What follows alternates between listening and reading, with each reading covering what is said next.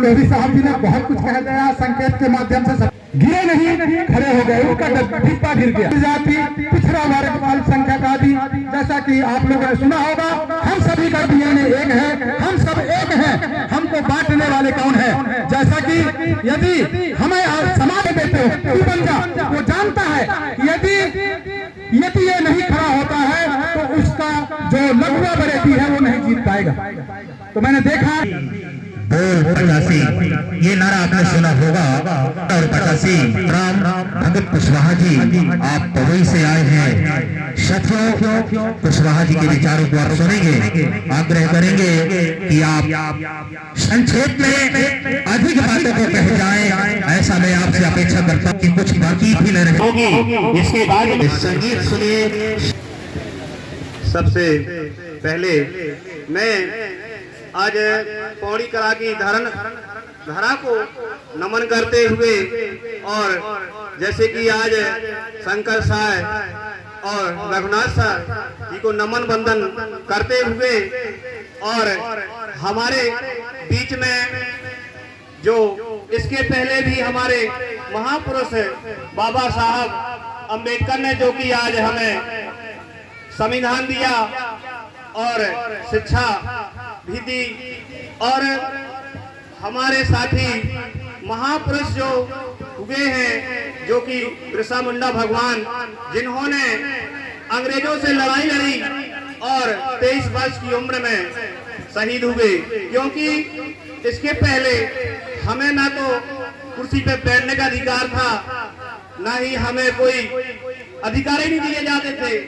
और जब हमारे महापुरुषों ने इतनी लड़ाई लड़ी है, इसके पहले हमको गले में हंडी और कमर में झाड़ू बनती थी, क्योंकि हमको शूद्र माना जाता था।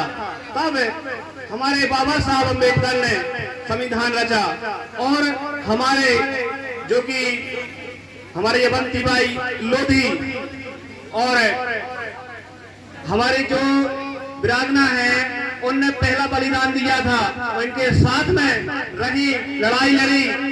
और जैसे SC ST OBC के महापुरुषों ने बहुत बड़ी लड़ाई लड़ी है, और शिक्षा की देवी माता सावित्रीबाई फूले, जिन्होंने जो हमारी माताएं बहनों को शिक्षा देने का कोई अधिकार ही नहीं था। 1848 में हमारी माता सावित्रीबाई फूले, जो भी हमारे दलित समाज, हमको दलित कहते हैं लोग, तब उन्होंने 1848 में अपना स्कूल खोला और हमारी माता महिलाओं को सबको शिक्षित किया। ऐसे हमारे महापुरुष हुए, और हमारे छत्रपति साहू जी महाराज, जिन्होंने हमें आरक्षण के जनक, जो आरक्षण आज मिल रहा है, हमारे छत्रपति साहू जी महाराज की देन है। और बाबा साहब अम्बेडकर का बहुत सहयोग किया, और हमारे बाबा साहब ने भी हमारे समाज के लिए गोल सम्मेलन में उनको इंग्लैंड जाना था। जब उनका बालक की तबीयत खराब हो गई थी, फिर भी बाबा साहब ने कहा कि मैं तो वहां जाऊंगे जहां पर SC ST OBC का अधिकार मिलने वाला है, क्योंकि एक बालक अगर मेरा जाएगा तो पूरे समाज के बालक बचेंगे। तभी बाबा साहब ने इतना बड़ा संघर्ष किया और हमें इतनी बड़ी शिक्षा प्राप्त करी।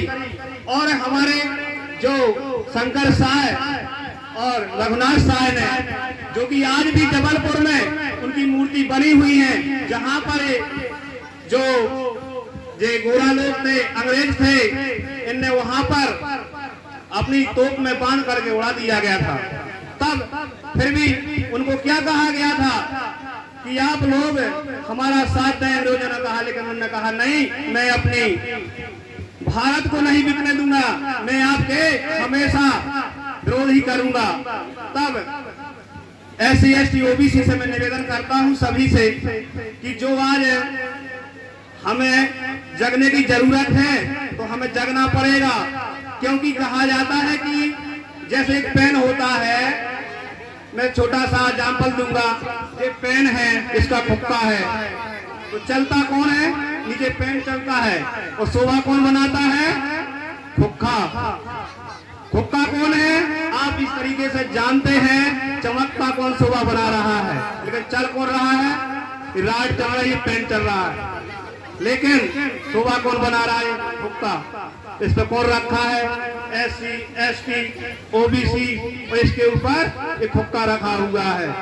तो फुक्का समझ जाए आप, मैं किसी जातिगत नाम नहीं लेना चाहता, क्योंकि हमारे प्रीतम सिंह लोधी जी एक बार सही बात कह दी तो कुछ लाल मुजक्कर ऐसे हैं कि उन्हें मिर्ची लग गई और उनके ऊपर FIR करवा दी, और अभी भी शांत नहीं हुए, अभी भी तहलका मचा हुआ है कि प्रीतम सिंह लोधी जी अभी गिरफ्तार क्यों नहीं हो रहे। लेकिन मैं धर्म का विरोध नहीं कर रहा, जो बात सही है